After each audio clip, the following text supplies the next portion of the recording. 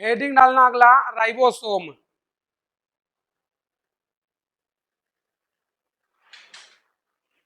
आ जाए।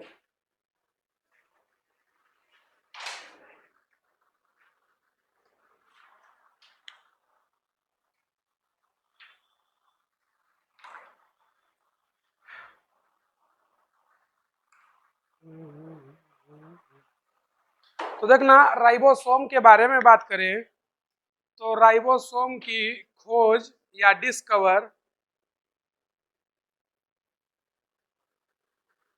Discovered by George pallid.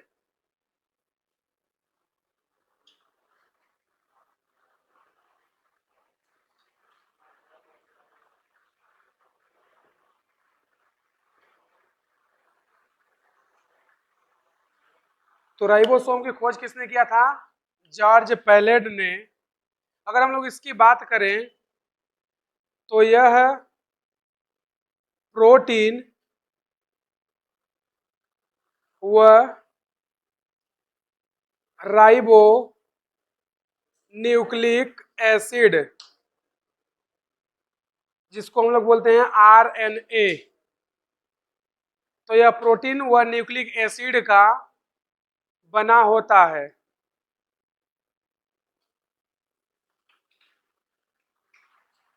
अगर इसकी बात करें तो यह झिल्ली रहित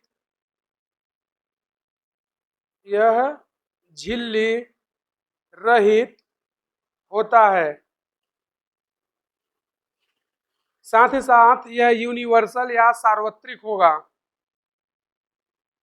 यूनिवर्सल या सार्वत्रिक मतलब सभी कोशिकांग में पाया जाएगा। अगर हम लोग इसी की बात करें तो इसके निर्माण के लिए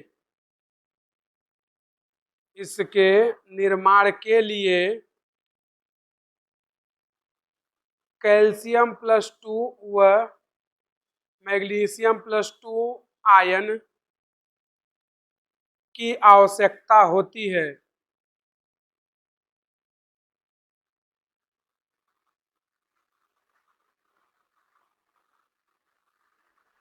अगर हम लोग इसी में बात करें तो राइबोसोम दो प्रकार का होता है। राइबोसोम दो प्रकार का होता है।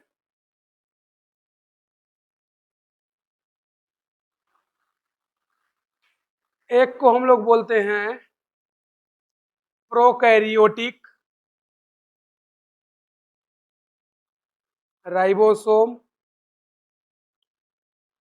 और दूसरे को बोलते हैं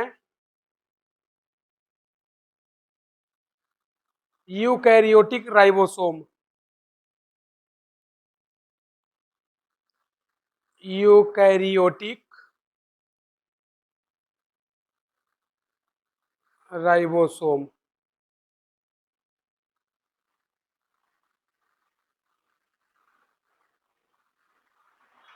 अगर हम लोग आगे इसी में बात करें तो राइबोसोम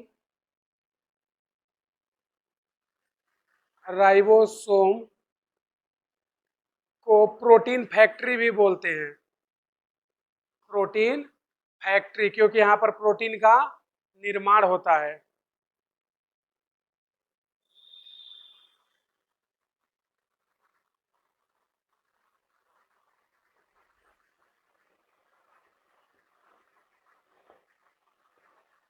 अगर हम लोग बात करें 70S राइबोसोम की तो इसकी दो सब यूनिट होती है। एक होता है 50S और दूसरा होता है 30S। ये जो होती है इसको बोलते हैं लार्ज सब यूनिट और इसको बोलते हैं स्मॉल सब यूनिट। हिंदी में इसको बोलते हैं छोटी उप इकाई और इसको बोलते हैं बड़ी उप इकाई।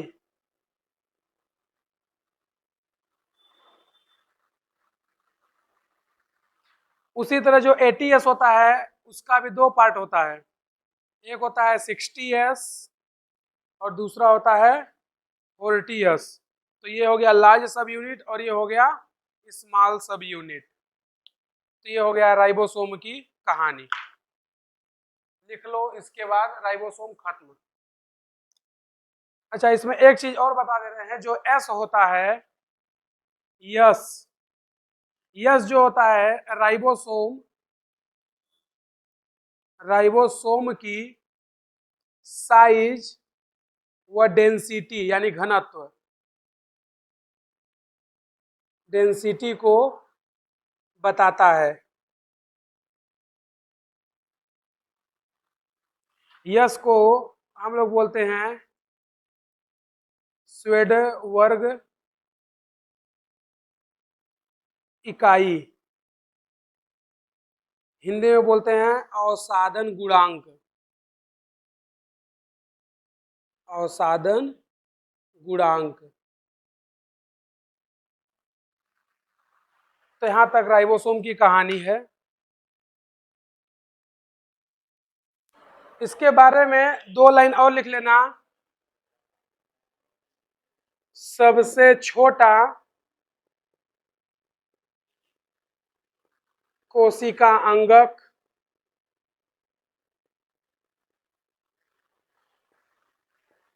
और दूसरा कोशिका के अंदर कोशिकांग,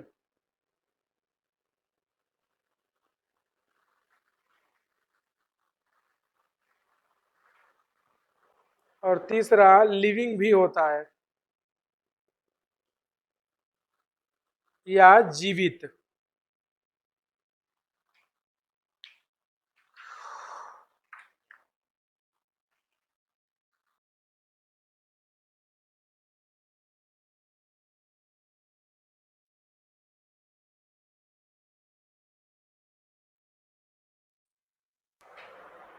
तो देखना, अगला जो है वो है साइटो स्केलेटन, हिंदी में बोलते हैं कोशिका पंजर, या इसी को बोलते हैं कोशिका कंकाल।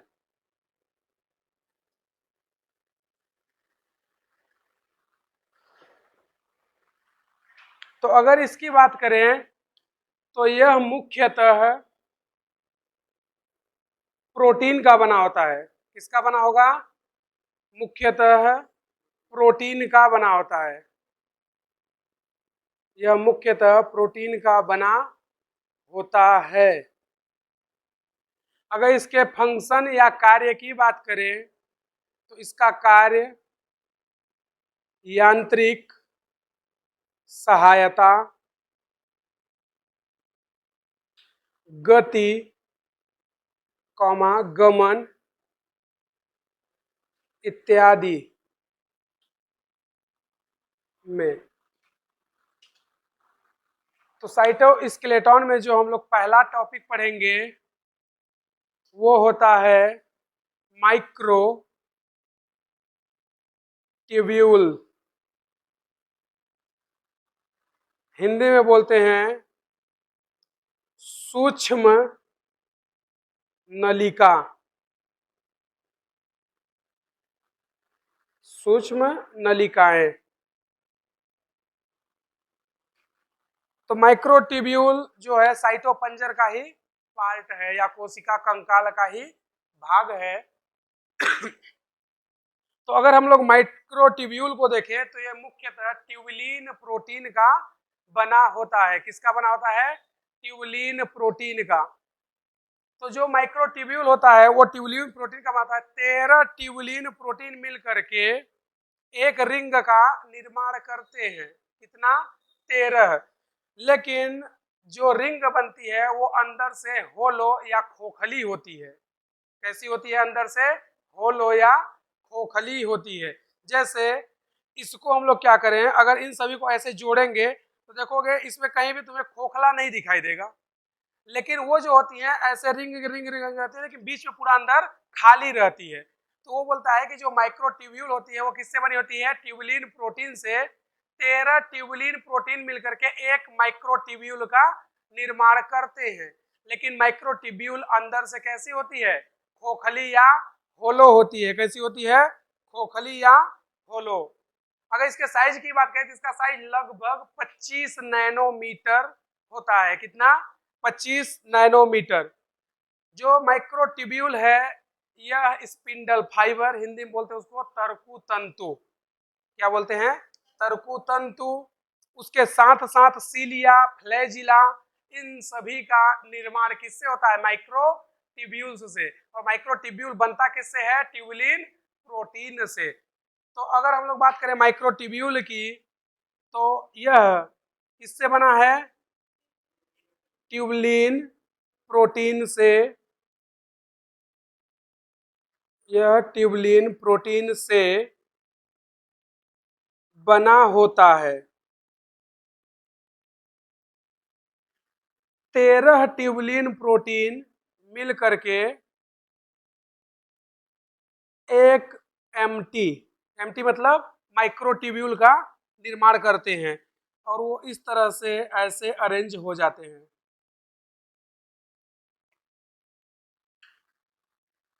एक, दो, तीन, चार, 5, 6, 7, 8, 9, 10।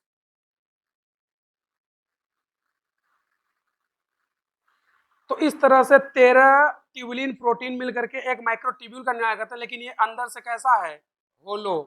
कैसा है, होलो या खोखला। तो माइक्रोट्यूब्यूल 13 ट्यूबुलिन प्रोटीन से बनता है एक माइक्रोट्यूब्यूल। और उसकी संरचना इस तरह से होती है, लेकिन अंदर से कैसी होती है, खोखली होती है। अंदर से कैसी होती है, खोखली। अगर इसके हम लोग साइज की बात करें तो इसका साइज 25 नैनोमीटर होता है। कितना होता है, 25 नैनोमीटर। अगर हम लोग आगे इसी में इसके कार्य की बात कर ले तो यह बहुत संरचना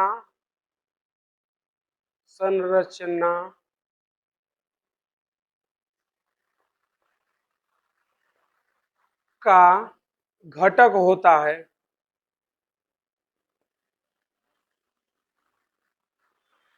एग्जाम्पल में सीलिया, सीलिया को हिंदी में क्या बोलते हैं, पछमाभ। कॉमा फ्लैजिला,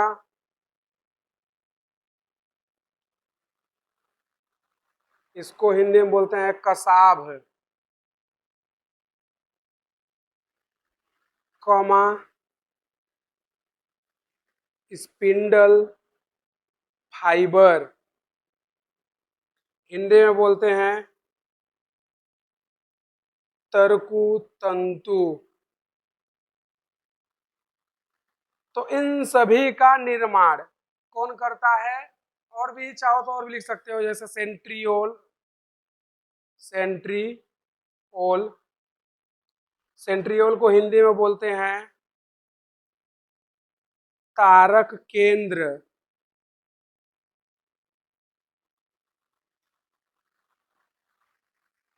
और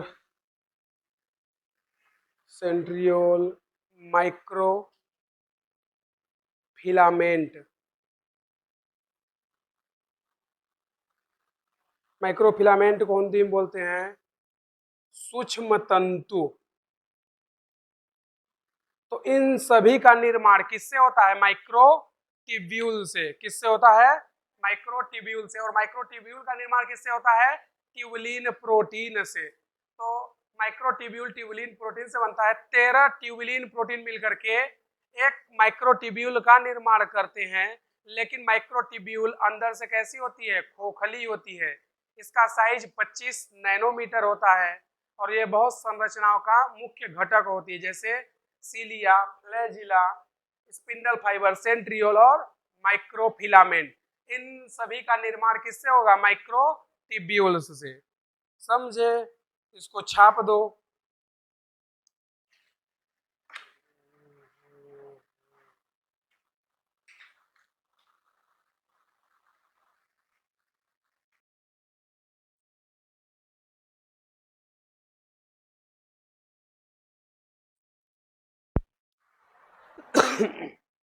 इसमें दूसरा नंबर जो है वो है माइक्रो फिलामेंट। हिंदी में बोलते हैं सूक्ष्म तंतु। जो माइक्रोफिलामेंट होते हैं यह एक्टिन प्रोटीन के बने होते हैं। एक्टिन प्रोटीन के बने होते हैं।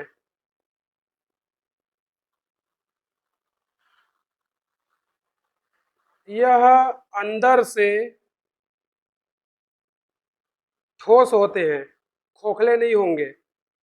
यह अंदर से ठोस होते हैं। अगर इनके साइज की बात करें, इसका साइज 6 नैनोमीटर होता है। ये पाए कहाँ जाएंगे? Present in muscle. हिंदी में बोलते हैं मांसपेशियां।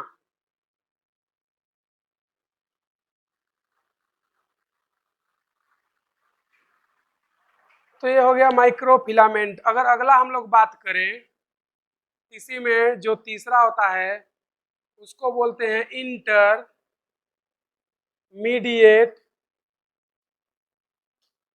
Intermediate filament. हिंदी में बोलते हैं मध्यवर्ती तंतु।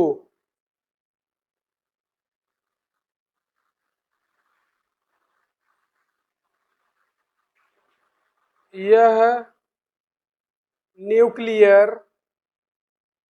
मेम्ब्रेन को स्थायित्व प्रदान करता है। अगर इसके साइज की बात करें तो 8 नैनोमीटर, मतलब माइक्रोट्यूब्यूल और माइक्रोफिलामेंट दोनों के बीच में होता है ये।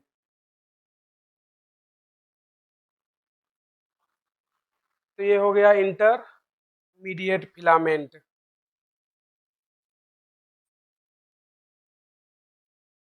यूकैरियोट दोनों में मिलता है।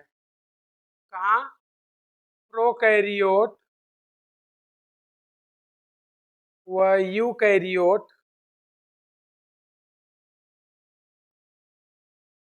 सेल में मिलता है।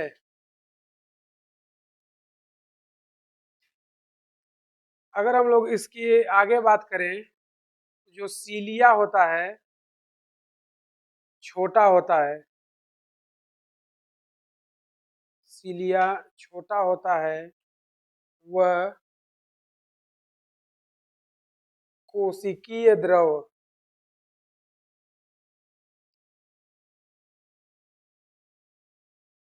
कोशिकीय द्रव का संचालन करता है।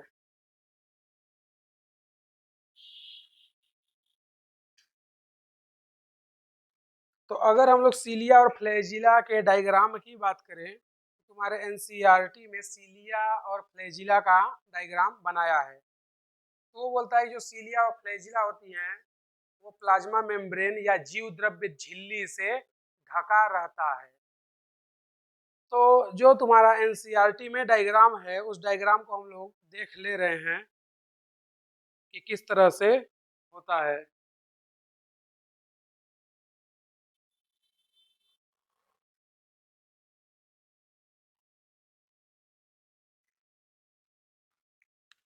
तो डायग्राम को तुम लोग बनाना स्टार्ट कर दो।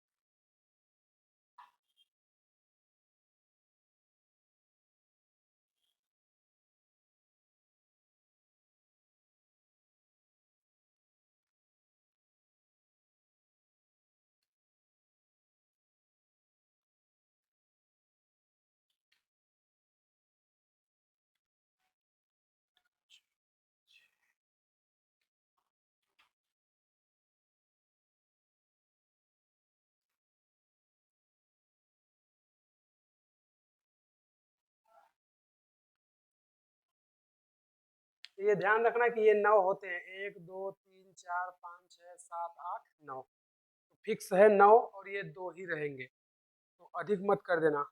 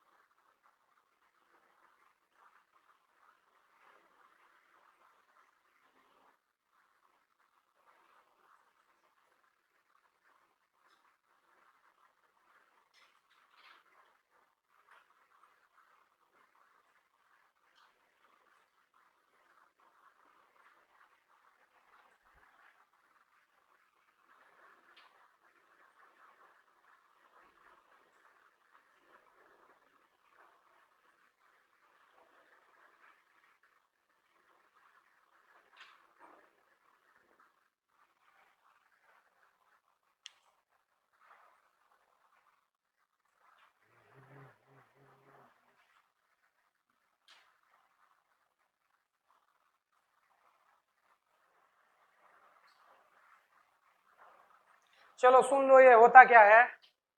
देखो हमने तुम लोग को बताया था कि जो सीलिया और फ्लैजिला होती है वो मुख्यतः किसकी बनी होती है, माइक्रोट्यूब्यूल की। एमटी मतलब माइक्रोट्यूब्यूल, और माइक्रोट्यूब्यूल किसका बना होता है, ट्यूबुलिन प्रोटीन का।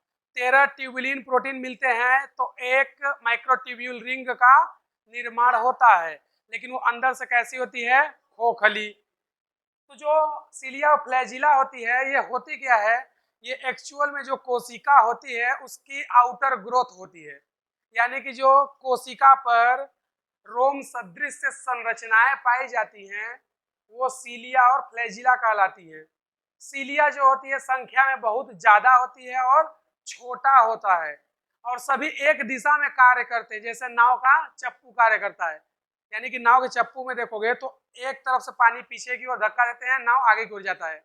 अगर उसी में एक नाव के चप्पू को तुम लोग पीछे धक्का दो, एक को आगे, तो ना तो नाव आगे जाएगी ना तो पीछे। तो सीलिया जो होते हैं सभी एक दिशा में, एक डायरेक्शन में मिलकर कार्य करते हैं, नाव के चप्पू के जैसा। तो जो कोशिका में द्रव होता है उसका क्या करेंगे, संचालन करेंगे। फ्लैजिला जो होता है संख्या में कम होता है और लंबा होता है सीलिया से। तो सीलिया फ्लैजिला दोनों ही कहाँ पाए जाते हैं, प्रोकैरियोट और यूकैरियोट दोनों में होते हैं, लेकिन दोनों की सीलिया और फ्लैजिला में अंतर होता है। जब हम लोग प्रोकैरियोट के बारे में पढ़ेंगे तो वहां पर देखेंगे कि उनकी सीलिया और फ्लैजिला कैसी होती है।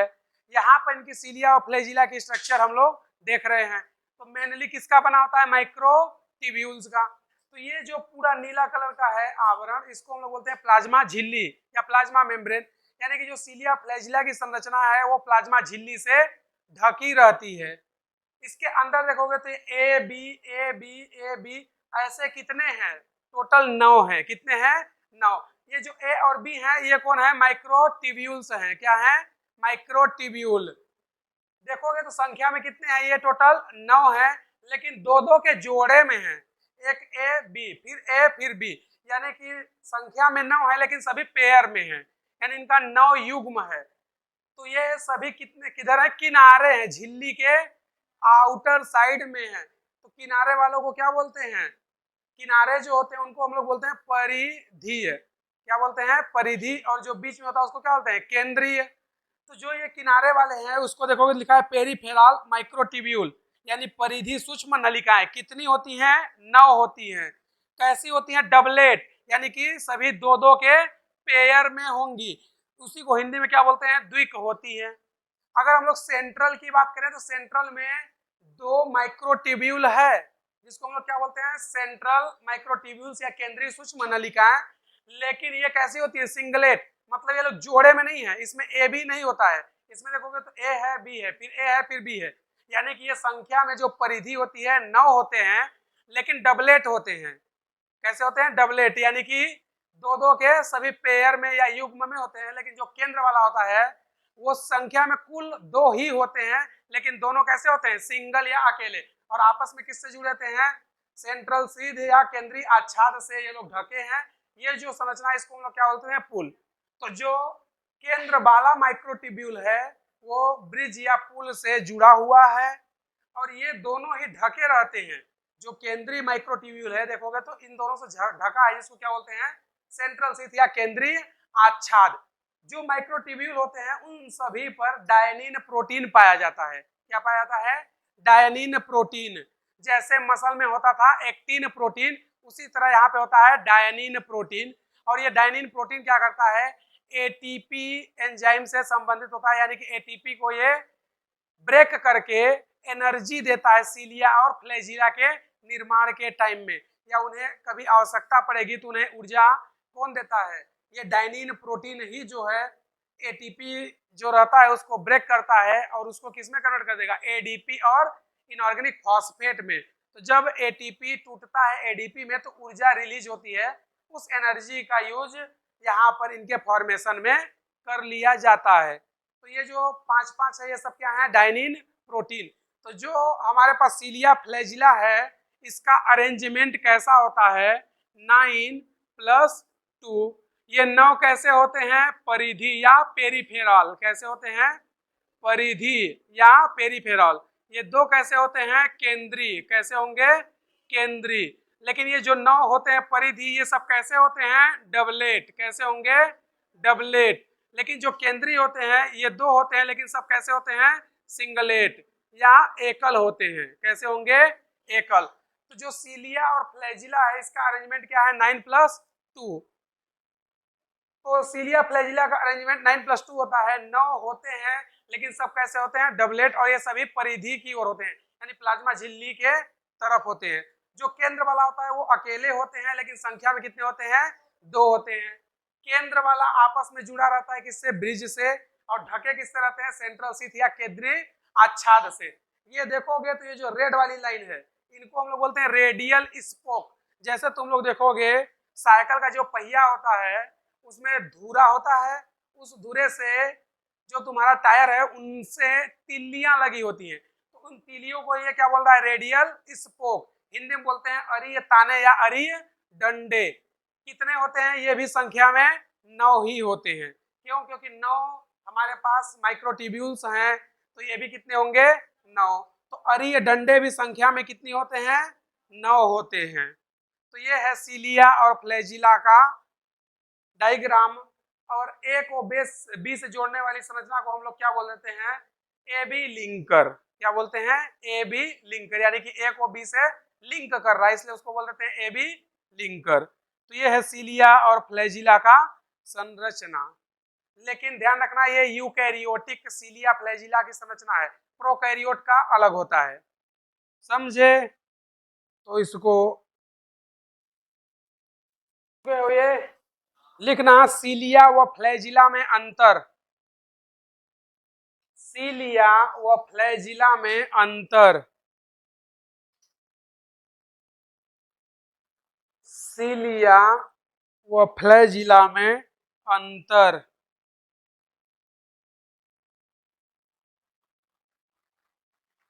एक साइड में लिखना सीलिया, दूसरे साइड में लिखना फ्लैजिला। हिंदी में वो क्या बोलते हैं इसको? पछमाभ व कसाभ। सीलिया जिसको हिंदी में बोलते हैं पछमाभ।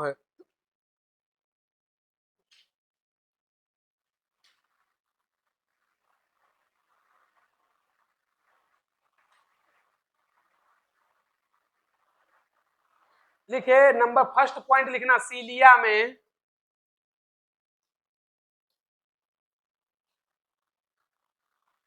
नंबर फर्स्ट लिखना सीलिया आकार में बहुत छोटे होते हैं। सीलिया आकार में बहुत छोटे होते हैं। सीलिया आकार में बहुत छोटे होते हैं। फ्लैजिला में साइज भी लिख लेना ब्रैकेट में। सीलिया में ही साइज लिख लेना 5 से 10 माइक्रोमीटर। साइज लिख लेना 5 से 10 माइक्रोमीटर सीलिया में ही।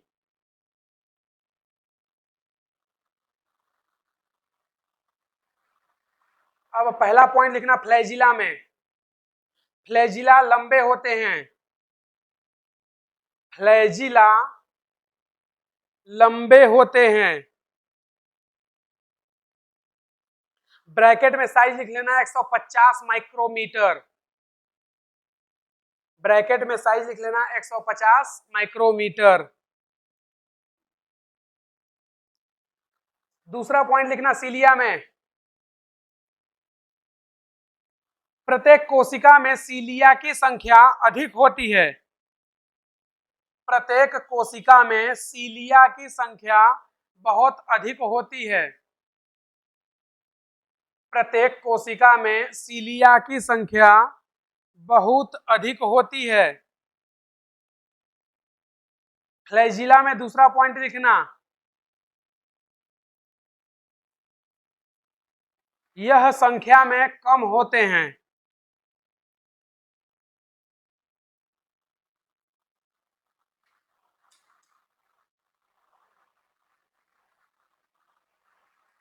तीसरा पॉइंट लिखना सीलिया में सभी सीलिया एक साथ मिलजुल कर एक दिशा में गति करते हैं। सभी सीलिया एक साथ मिलजुल कर एक दिशा में गति करते हैं। सभी सिलिया एक साथ मिलजुल कर एक दिशा में गति करते हैं। उसी में नीचे लिख लेना दोलन गति, दोलन गति। फ्लैजिला में लिखना अगला पॉइंट।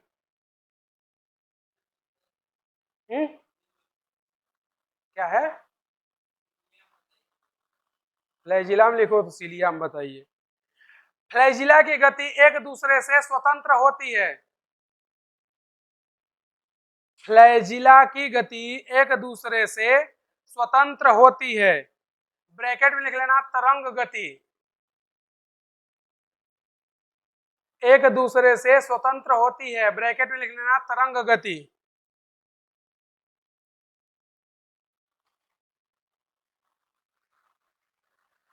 अगला पॉइंट सीलिया में लिखना, यह प्रचलन,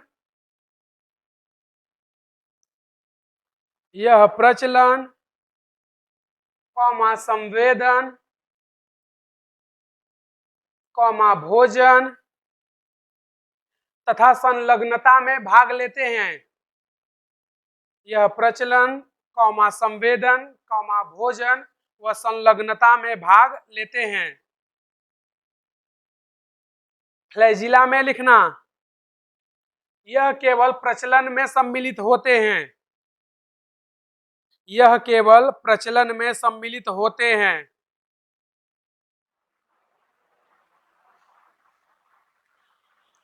centriole, comma centrosome, centriole and centrosome. Hindi में बोलते हैं तारक केंद्र व तारक काय।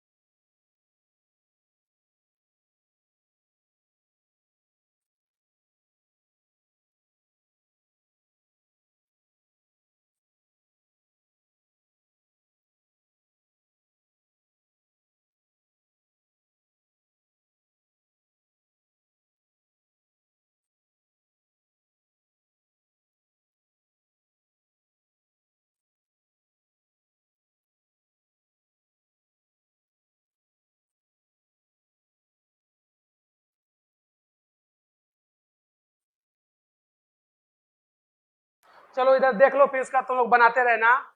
देखना ये क्या है, सेंट्रियोल या कि फिर तारक केंद्र की संरचना।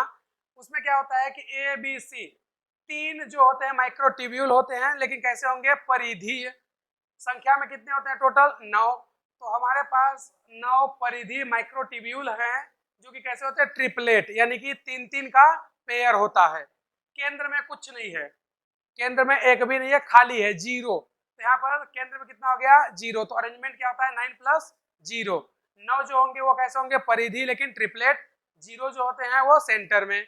उसका क्या था, 9 प्लस 2। 9 कैसे थे, परिधि लेकिन डबलेट, और 2 कैसे थे, सेंटर में बट सिंगलेट।